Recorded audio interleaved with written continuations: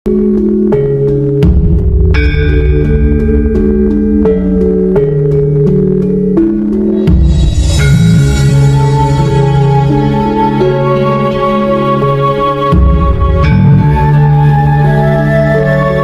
sini awal mulanya setan. Mari kita merenung sejenak tentang yang tersurat di dalam Alkitab. Inna lillahi wa inna ilaihi roji'un.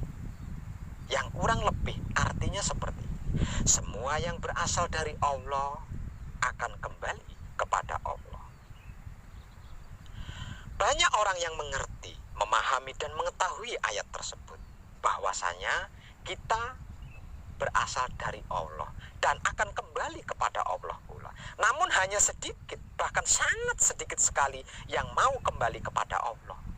Sebagian besar atau kebanyakannya ingin kembali ke surga, bukan kepada Allah. Bahkan rela mengorbankan harta bendanya untuk diberikan kepada fakir miskin, yatim piatu dan lain-lain, demi untuk mendapatkan surga. Bahkan konyolnya, sampai-sampai demi surga mau melakukan bom bunuh diri, rela mati, ngebom hotel, ngebom masjid, ngebom gereja dan lain-lain. Inti pokoknya, apapun rela mati demi surga, yang di dalamnya ada bidadari, sungai madu, kolam susu, dan keindahan-keindahan lainnya, ketimbang kembali ke asalnya, yaitu Allah, Sang Pencipta dan Pemilik semua dan segalanya. Padahal mengerti, memahami, dan mengetahui ayatnya yang tersurat di dalam Alkitab bahwa yang namanya arwah atau ruh itu tidak berjenis kelamin dan tidak memiliki syahwat. Lalu untuk apa bidadari? Untuk apa kolam susu? Untuk apa sungai madu? Untuk apa keindahan? Lawang arwah kita, ruh kita itu nantinya setelah berpisah dengan wujud raga kita ini tidak berjenis kelamin dan tidak bersyahwat. Nah, karena inilah setan menjadi ada. Karena matinya tidak kembali ke Allah, maka mereka jadi arwah atau sukma yang gentayangan kian kemari, yang menempati pohon-pohon, jembatan-jembatan, rumah-rumah kosong, kuburan, dan lain-lain. Karena tidak berjasad dan tidak kasat mata, sebab berupa arwah atau sukma, namun mereka bisa menampakkan auranya kepada manusia yang masih berjasad. Disebutlah mereka sebagai setan. Padahal itu adalah saudara atau bahkan mungkin keluarga kita sendiri, tapi kita tega menamainya sebagai setan.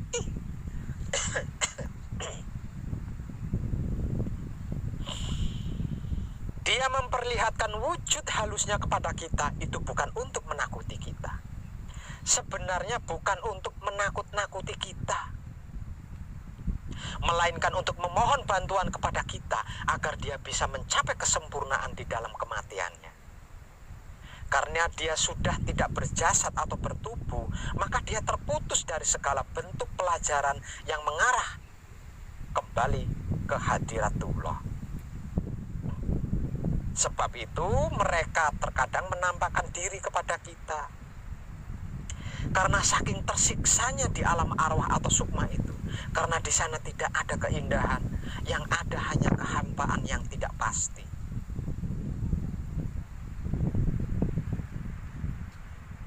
Lah kalau ada orang yang kemasukan atau sakit fisik karena diganggu oleh bangsa jin itu, Pak Web, bagaimana? Jin itu bukan setan. Setan itu bukan jin. Setan seperti yang sudah saya jelaskan tadi. Kalau jin itu hampir sama seperti kita manusia, hanya saja hidup di alam jin, bukan di alamnya manusia. Di dalam Alkitab tersurat sebuah ayat, tidak aku ciptakan jin dan manusia, melainkan untuk beribadah kepadaku. Jadi, dunia ini ada dua keadaan. Satu, keadaan tidak kasat mata, yaitu dunianya bangsa jin. Yang kedua, keadaan yang kasat mata, yaitu dunianya kita bangsa manusia. Jadi kita hidup di dunia ini berdampingan dengan makhluk lain, yaitu bangsa jin, makhluk yang tidak kasat mata. Bangsa manusia dan jin tiada berbeda, artinya sama saja. Kalau harus dibedakan, letak bedanya, kalau manusia diberi kekurangan buta kasat mata sehingga tidak bisa melihat bangsa jin, sedangkan bangsa jin diberi kekurangan tuli telinga sehingga tidak bisa mendengarkan pembicaraan kita bangsa manusia. Selain itu semuanya sama. Artinya jika di dunia kita ada rumah, mobil, motor, sekolahan, pesantren, tempat-tempat ibadah, pasar dan lain-lain, di dunia jin pun sama. Kembali ke pertanyaan. Lah kalau ada orang yang kemasukan jin atau sakit fisik karena diganggu oleh bangsa jin itu, Pak Web bagaimana? Jawabannya, lah sudah ngerti jin itu ada, sudah paham kalau kita itu hidup berdampingan dengan dunia lain, percaya adanya jin karena ada ayatnya yang tersurat di Alkitab. Kenapa tidak saling hormat menghormati? Mengapa meludah di sembarang tempat, buang air di sembarang tempat, buang hajat di sembarang tempat, berjalan sembarangan, pakai merusak kelestarian alam lagi? Suatu misal hal itu terjadi pada diri kita di dunia nyata ini. Sebagai contoh seperti ini. Kita sedang nongkrong santai bareng teman-teman sambil ngopi. Kemudian tiba-tiba datang seseorang tanpa basa-basi, lalu kencing di tengah-tengah tempat di mana kita sedang nongkrong sambil ngopi bareng teman-teman kita. Coba apa yang akan kita lakukan?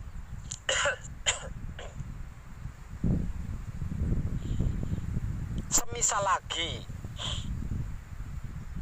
pot tempat tanaman hias kita, atau tiang rumah kita, atau kursi kita, atau dapur kita, atau kamar tempat tidur kita tiba-tiba dirusak oleh seseorang tanpa ada perkara sebab apapun, apa yang akan kita perbuat? Sebab karena itulah bangsa jin mengganggu bangsa manusia. Karena manusia yang diberi titel sebagai makhluk paling sempurna dibanding makhluk-makhluk lainnya, hampir bahkan sama sekali tidak sopan, tidak beretika pada bangsa jin yang dunianya berdampingan dengan bangsa manusia. Ngerti maksudnya berdampingan? Paham nggak maksudnya berdampingan? Berdampingan itu dekat banget, bro. Seperti dua insan yang sedang duduk di kursi pelaminan itu loh.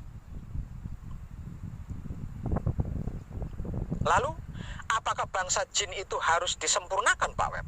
Loh. Yang sering kita sebut setan itu loh yang disempurnakan, bukan jin. Jin punya dunia sendiri, punya kehidupan sendiri, dan punya hukum sendiri. Karena yang kita sebut setan itu sudah tidak punya jasad lagi, sehingganya dia terputus dari amal dan ibadah dalam bentuk apapun. Jadi tidak bisa belajar apapun lagi di alamnya, tidak bisa lagi mencari kesempurnaan seperti ketika masih berjasad dan tinggal di dunia.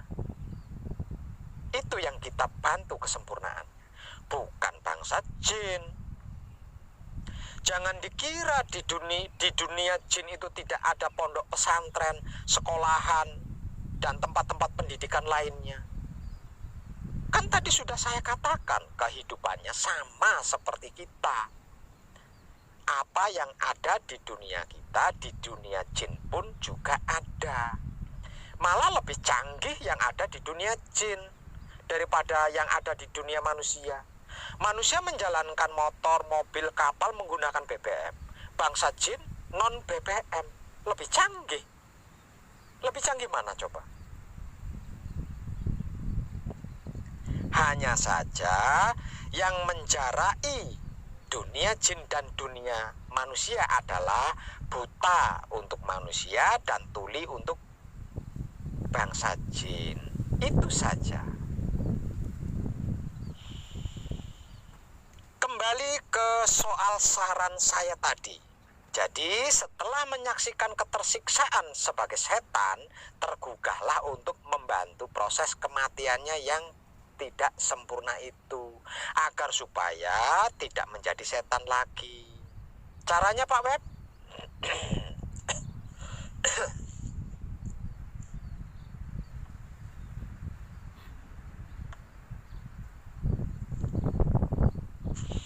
Caranya, lakukan patrap semedi mijil sampurno. Mulai dari palungguh pambuko 3 kali, kunci 7 kali, paweling 3 kali, lalu mijil sampurno. Pada kalimah Sri Mawur Bajang Wurung Komo Wurung kang umijil saka raganingsun, dimijil sampurno diganti menjadi sukma atau arwah. Contoh misal,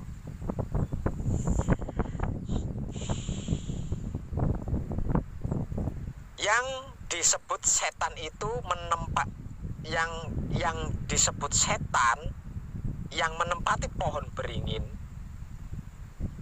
maka mijil sampurnonya seperti ini.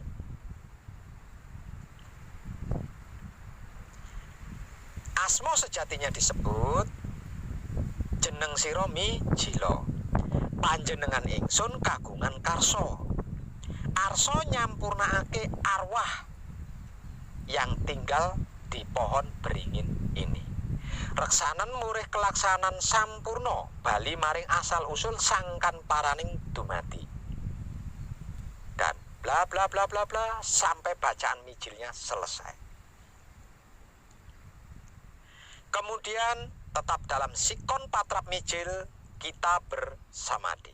Gunakan kesadaran kita untuk merasakan proses mbekso dengan penghayatan yang sadar. Proses mbekso yang sedang terjadi akan menyebarkan hawa murni, menyebarkan aura suci yang akan menembus dunia arwah hingga sampai ke arwah yang dimaksud. Terus hayati hingga proses mbekso palungguh sendiri.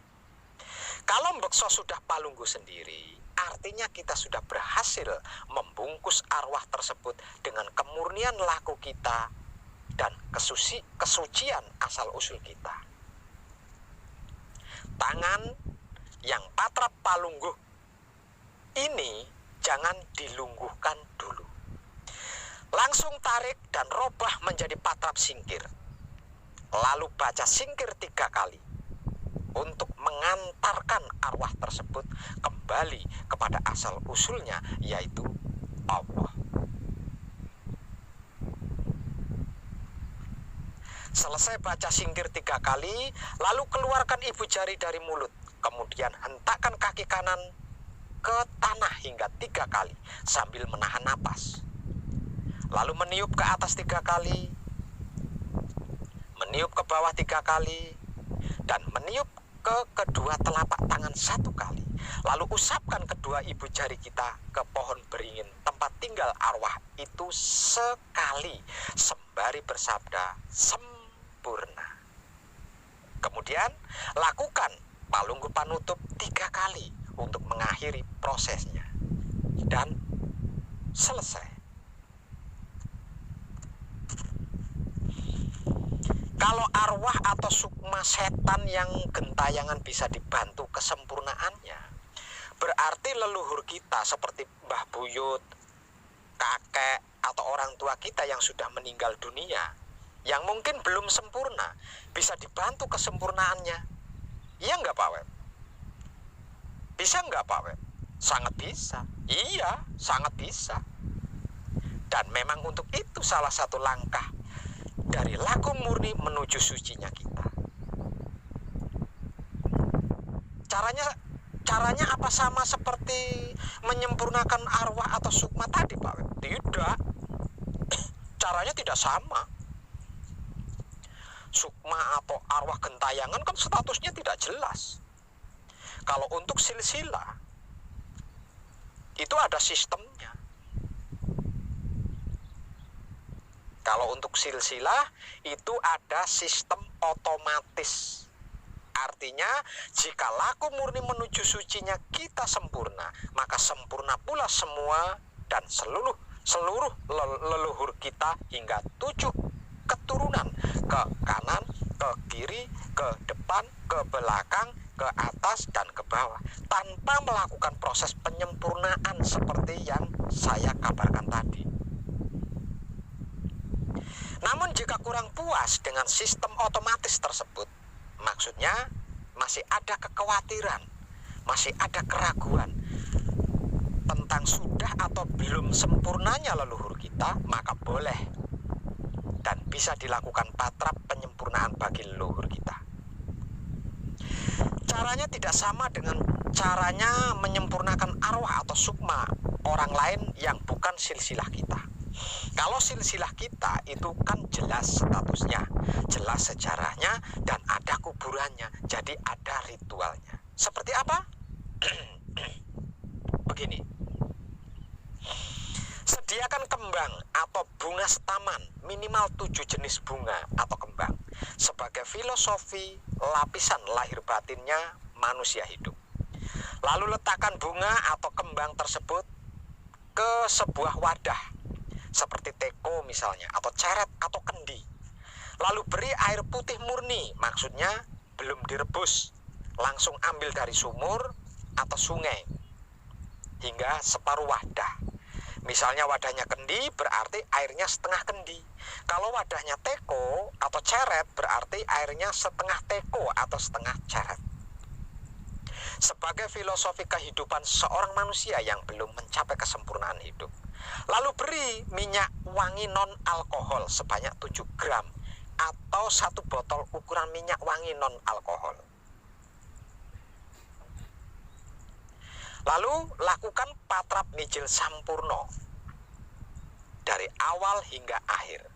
Sedangkan 1 kendi atau 1 teko atau 1 ceret rendaman bunga atau kembang setaman tadi kita letakkan tepat di depan kita bersamadi.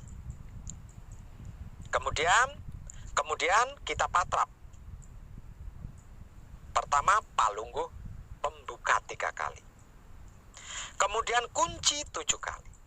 Lalu paweling 3 kali. Dan yang keempat, mijil sampurno 1 kali. Pada kalimah Sri Mawur Bajang Wurung Komo Wurung kang umijil saka raganing sun, di mijil sampurno diganti menjadi nama buyut atau kakek atau orang tua kita. Semisal buyut kita bernama Badawi Sejahtera, maka kalimah Sri Mawur Bajang Wurung Komo Wurung kang umijil saka raganing sun diganti menjadi Badawi Sejahtera. Contoh, asma sejatinya disebut jeneng sira mijila panjenengan ingsun kagungan karso. Arso nyampurnakake sukmane Mbah Buyut Badawi Sejahtera. Reksanen murih kelaksanan sampurno bali maring asal usul sangkan paraning dumati. Bla bla bla bla bla bla. Lanjutkan bacaan mijil sampurnonya hingga selesai. Kemudian tetap dalam sikon patrap mijil kita bersamadi. Gunakan kesadaran kita untuk merasakan proses bekso dengan penghayatan yang sadar. Proses bekso yang terjadi saat bersamadi akan mengeluarkan aura atau hawa murni yang berkekuatan suci yang akan menembus seluruh dimensi alam gaib hingga sampai ke tempat di mana mbah buyut kita berada. Terus rasakan dan rasakan dengan penghayatan hingga proses mbekso berakhir palungguh sendiri. Kalau mbekso sudah palungguh sendiri, artinya kita sudah berhasil menembus tempat di mana sukma atau arwah leluhur kita berada. Tangan yang patrap palungguh sendiri ini jangan dilungguhkan dulu. Langsung tarik dan robah menjadi patrap singkir. Lalu baca singkir 3 kali untuk mengantarkan arwah atau sukma tersebut kembali kepada asal usulnya, yaitu Dat Maha Suci. Selesai baca singkir 3 kali, lalu keluarkan ibu jari dari mulut. Kemudian hentakkan kaki kanan ke tanah hingga 3 kali sambil menahan napas. Kemudian meniup ke atas 3 kali, meniup ke bawah 3 kali, dan meniup ke kedua telapak tangan 1 kali. Lalu cuci kedua ibu jari kita ke dalam rendaman bunga setaman yang sudah tersedia di depan kita saat bersemadi, sambil bersabda sempurna. Lalu tutup kendinya atau tekonya atau ceretnya. Kemudian lakukan patrap palungguh 3 kali untuk mengakhiri prosesnya. Lalu kita berziarah ke makam atau kuburannya. Berangkat dari rumah hingga sampai di kuburan, jangan putus membaca kunci dalam hati. Setelah sampai di kuburan, lalu buka penutup kendi atau teko atau ceretnya. Lalu siramkan air kembang setaman tersebut di atas kuburan yang dimaksud hingga habis. Kemudian bacaan kunci dihentikan dan ucapkan terima kasih. Selesai. Dengan begitu, apakah benar-benar sudah sempurna, Pak Web? Ya, percayalah, sudah sempurna. Bagaimana kita bisa yakin kalau sudah sempurna, Pak Web? Kan kita tidak menyaksikan proses kesempurnaannya, lawang tidak kasat mata. Pertanyaan yang cerdas.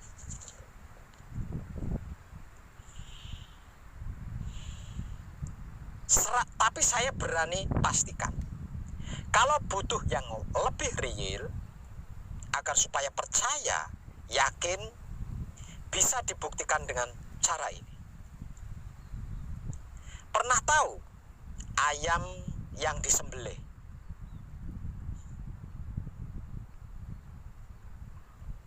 Pernah melihat ayam disembelih kan? Atau kambing? Atau sapi? Ketika ayam disembelih, atau kambing disembelih, atau sapi disembelih, itu kan pasti sekarat ketika disembelih. Dan rasa dagingnya pun kita sudah hafal banget jika suka makan daging.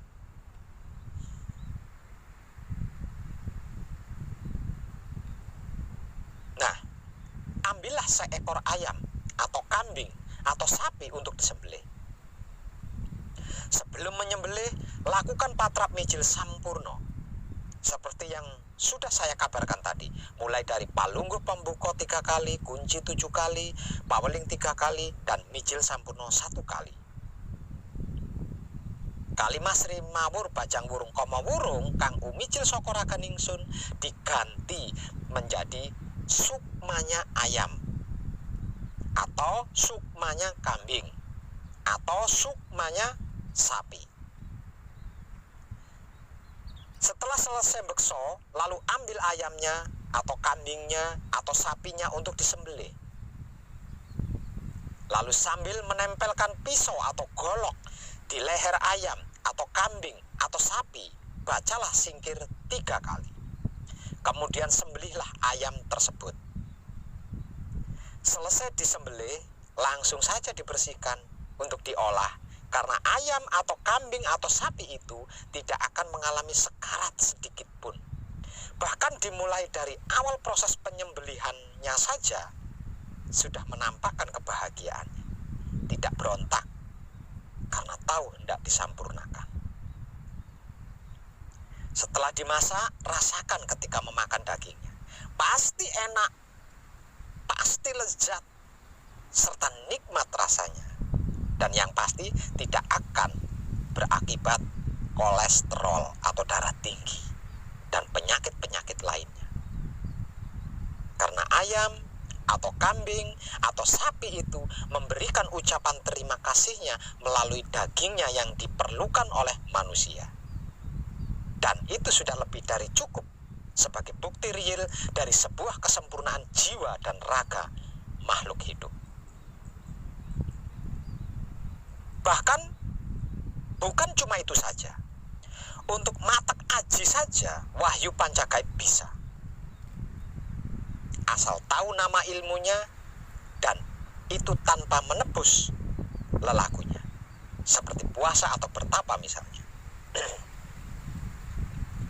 Misal contoh, saya ingin kebal bacok, kebal senjata. Saya tahu ilmu yang bisa digunakan untuk kebal senjata itu adalah aji karang atau aji brajamusti.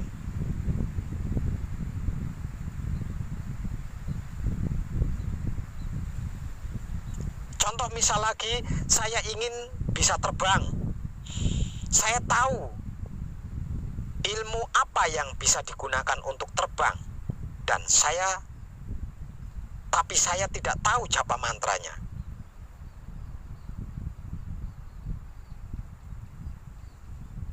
Tapi saya tahu sebutan namanya, yaitu aji saipi angin. Tinggal ambil saja rasanya kunci, lalu ambil rasanya paweling, kemudian mijil matek.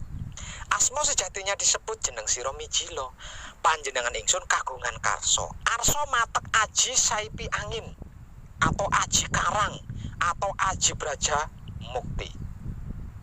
Perlu kangge sebutkan di sini keperluannya matek aji itu untuk apa. Lalu dengan tetap dalam sikon patrap mijil kita bersamadi. Maksudnya gunakan kesadaran kita untuk merasakan proses mbekso dengan penghayatan yang sadar. Proses mbekso yang terjadi saat bersamadi akan memasukkan dan memanunggalkan kekuatan ilmu aji-aji yang kita maksud itu. Lalu silahkan action. Contoh misal lagi, saya ingin bisa menghilang dan saya tahu ilmu apa yang bisa digunakan untuk menghilangkan wujud agar tidak kasat mata, yaitu aji halimunan. Tapi saya tidak memiliki ilmu itu, jadi saya tidak tahu japa mantranya seperti apa. Dengan wahyu pancagaib bisa. Prakteknya seperti ini. Ambil rasanya kunci, ambil rasanya paweling, kemudian mijil matek. Sebut asma sejatinya. Jeneng sira mijilo panjenengan ingsun kagungan karso. Arso matek aji halimunan perlu kangge ngilangake wujud ingsun. Murih tan kasat moto. Lalu dengan tetap dalam sikon patrap mijil kita bersamadi. Maksudnya gunakan kesadaran kita untuk merasakan proses bekso yang dengan penghayatan yang sadar. Proses bekso yang terjadi saat bersamadi akan memasukkan dan memanunggalkan kekuatan ilmu aji halimunan. Lalu action.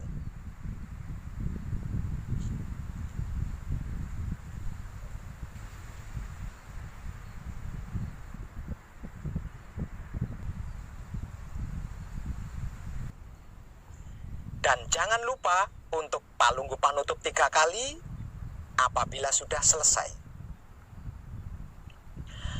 Oke, para kadang kinasiku sekalian, sepertinya itu sudah lebih dari cukup tentang ilmu pengetahuan dari saya Wong Edan Bagu untuk panjenengan semuanya sebagai tambahan wawasan. Tapi ingat, dan jangan lupa, wahyu panjagaib adalah soal hati dan tentang isi hati, bukan lainnya. Mengenal identitas jati diri pribadi. Siapa aku, dari mana aku, untuk apa aku, dan hendak kemana aku adalah endingnya. Sedangkan klimaknya adalah sempurna di dunia dan sempurna di akhirat. Hingga 7 keturunan ke kanan, ke kiri,